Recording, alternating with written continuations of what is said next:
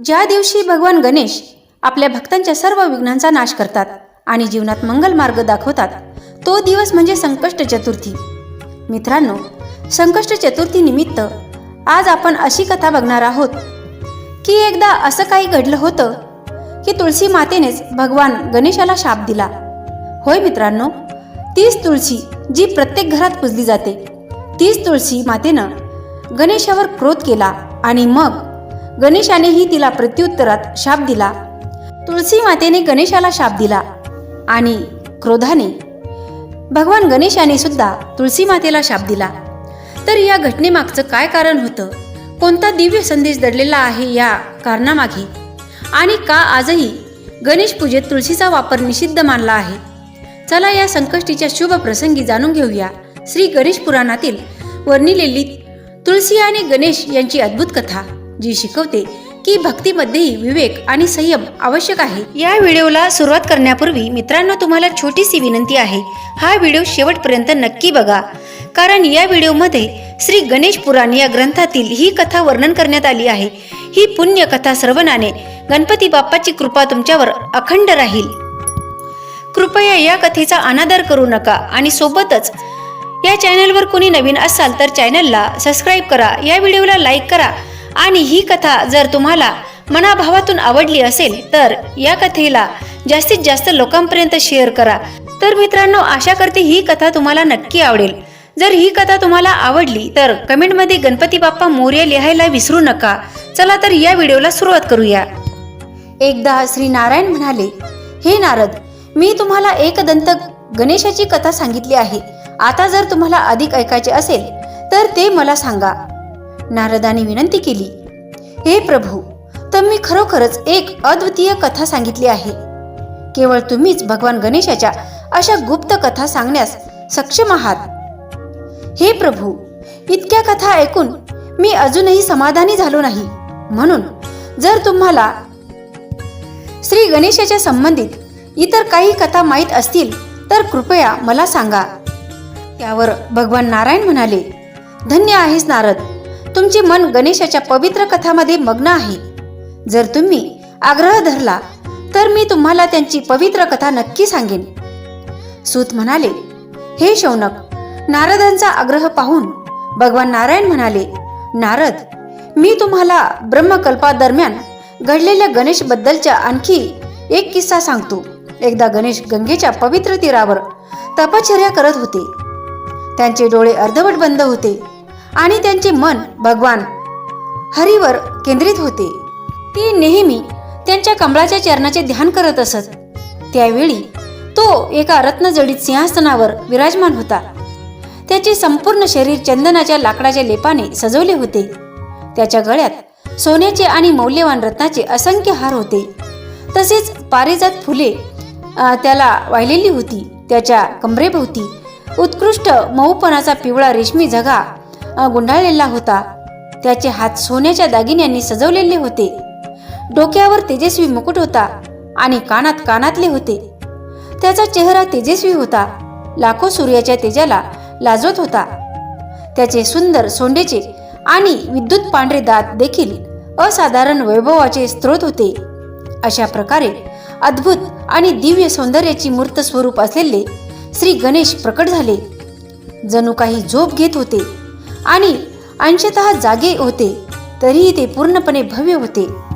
याच प्रसंगी धर्मात्माची तरुण कन्या तुलसी देवी भगवान हरीचे स्मरण करत विविध पवित्र स्थळांना भेट देण्यासाठी निघाली.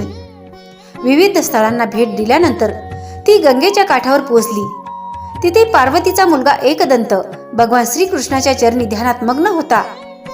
जेव्हा तुळशीने उमा सुवनला पाहिले तेव्हा ती मंत्रमुग्ध झाली. तिने विचार केला, गिरिजानंदनाचे हे किती अद्भुत आणि अलौकिक रूप आहे. आपण त्यांच्या विचारावर चर्चा केली पाहिजे आणि त्यांच्याबद्दल जाणून घेतले पाहिजे. हे शक्य आहे की त्यांची उपासना माझ्या इच्छेप्रमाणेच असेल. असा विचार करून तुळशी त्याच्या जवळ गेली आणि म्हणाली, हे गजानन, हे शूर्पकर्ण, हे एकदंत, हे घटोदर, मला सांग की जगातील सर्व चमत्कार तुमच्या स्वरूपात कसे जन्मले आहेत. तुम्ही यासाठी काही तपश्चर्या केली आहे का? जर हो तर कोणत्या देवासाठी? तुळशीला पाहून गणेश्वर काहीसे आश्चर्यचकित झाले. त्याने विचार केला की कोण आहे, माझ्याकडे येण्याचा तिचा उद्देश काय आहे. जेव्हा त्याला कोणताही उपाय सापडला नाही तेव्हा तो म्हणाला, बेटा, मी तुला यापूर्वी कधीही पाहिले नाही, तर तू कोण आहेस? तू इथे का आली आहेस? तू माझ्या तपश्चर्येत का अडथळा आणत आहेस? तेव्हा तुलसी म्हणाली, हे गणेश्वर, मी तुलसी आहे, तुझ्या दत्तक पुत्राची मुलगी. तुला तपश्चर्या करताना पाहून मी येथे आली आहे. हे ऐकून पार्वती नंदन म्हणाले, आई, तपश्चर्येत कधीही अडथळा निर्माण करू नये, त्यामुळे फक्त दुर्दैवच येते. शुभ देव तुला आशीर्वाद देव, आता तू येथून निघून जा. हे ऐकून तुलसीने तिचे दुःख व्यक्त केले. म्हणाली, हे पार्वती पुत्र, माझे ऐकून घ्या. मी सध्या योगवराच्या शोधात तीर्थयात्रेवर आहे. मी अनेक वर पाहिले आहेत, पण मला तुम्ही आवडले आहेत, म्हणून तुम्ही मला तुमची पत्नी म्हणून स्वीकारा आणि माझ्याशी लग्न करा. त्यावर गणेश म्हणाले, आई, लग्न करणे जितके सोपे आहे तितकेच त्याच्या जबाबदाऱ्या पार पडणेही तितकेच कठीण आहे. म्हणून लग्न हे फक्त दुःखाचे कारण आहे, त्यातून कधीही आनंद मिळत नाही.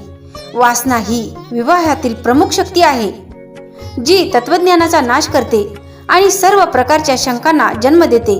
म्हणून हे माते, तुमचं मन माझ्यापासून दूर करा. जर तुम्ही नीट शोध घेतला तर तुम्हाला माझ्यापेक्षा बरेच चांगले पती सापडतील. तुळशी म्हणाली, एकदंत, मी फक्त तुलाच माझ्या मनाला साजेसा मानते, म्हणून माझी विनंती नाकारून मला निराश करण्याचा प्रयत्न करू नका. कृपया माझी प्रार्थना स्वीकारा. त्यावर श्री गणेश म्हणाले, पण मला लग्न करायचे नाही, मग मी तुझा प्रस्ताव कसा स्वीकारू शकतो? हे माते, कृपया दुसरा पती शोधा आणि मला क्षमा करा आणि तुमचे मन माझ्यापासून पूर्णपणे काढून टाका, यातच तुमचे कल्याण आहे. गणेशजीचे शब्द तुळशीला खूप अप्रिय वाटले. तिला खूप क्रोध आला आणि क्रोधाच्या भरात ती म्हणाली, हे उमानंदन, माझ्या प्रस्तावाची तुम्ही विटंबना केली आहेस, म्हणून मी तुम्हाला शाप देत आहे की तुमचे एक सोडून 2 लग्न होतील. माझे हे वचन कधीही खोटे होणार नाही. तुळशीने उच्चारलेला शाप ऐकून गणेशालाही क्रोध आला. गणपती बाप्पाला शाप देण्याचे आवर्ता आले नाही.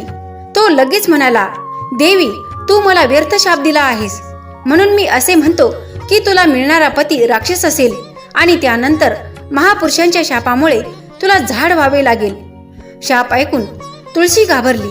तिने गणेशाची स्तुती केली.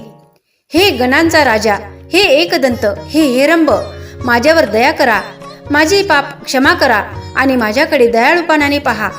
हे प्रभू, तू सर्व अडथळ्यांचा नाश करणारा आहेस. तू मला ज्या अडथळ्यांना तोंड द्यावे लागेल ते अडथळे सुद्धा दूर करू शकतोस.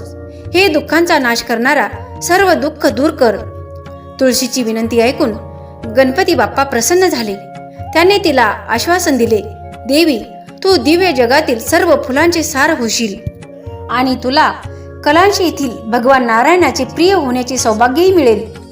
जरी सर्व तुमच्यावर प्रसन्न होतील तरी भगवान श्रीहरी तुमच्यावर विशेष प्रेम करतील. नार लोकात मानव तुमच्याद्वारे भगवान श्रीकृष्णाला समर्पित होऊन त्यांचे स्वधाम किंवा मोक्ष प्राप्त करतील. मी तुम्हाला नेहमीच सोडून देईल. माझ्या पूजेत जर कोणी तुमचा वापर केला तर त्याला संकटाला सामोरे जावे लागेल आणि त्याच्या घरी 7 जन्म दारिद्र्य राहील. गणेशाकडून असा वरदान मिळाल्यानंतर तुळशी तिच्या गंतव्यस्थानावर गेली आणि दरम्यान गणेश्वरही तेथून बद्रीनाथ जवळ तपश्चर्येसाठी निघून गेले. हे ऐकून शौनकने विचारले, हे सुज्जी, कृपया आम्हाला हे देखील सांगा की तुळशीला पुन्हा कोणता वर मिळाला आणि ती कधी झाड झाली? त्यावर सुज्जी म्हणाले, हे शौनक, कालांतराने तीच तुळशी वृंदा बनली आणि राक्षस राजा शंकाचूडाची पत्नी बनली. हा शंकाचूड म्हणजे सुदामा, जो भगवान श्रीकृष्णाच्या मागील जन्मातील दरबारी होता, जो राक्षसेश्वरी राधेच्या शापामुळे राक्षस म्हणून जन्माला आला. ती शंकाचूडाची पत्नी भगवानांच्या कंठातून झाडाचे रूप धारण करून भगवान हरीची सर्वात प्रिय बनली.